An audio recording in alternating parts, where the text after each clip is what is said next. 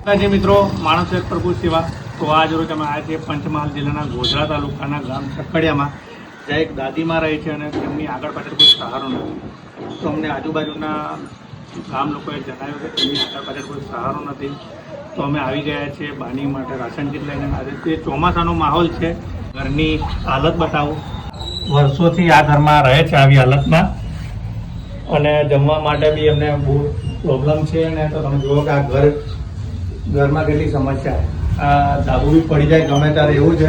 તો મિત્રો તમે જોયું કે બાના ઘરની હાલત બહુ ખરાબ છે અને અત્યારે અમે ચોમાસાની સિઝન જે ચાલુ છે જેમાં બાને જમવાનું બનાવવામાં કોઈ આગળ પાછળ છે નહીં. એક કાકી છે જે એમને રોજ બનાવીને જમવાનું આપે છે.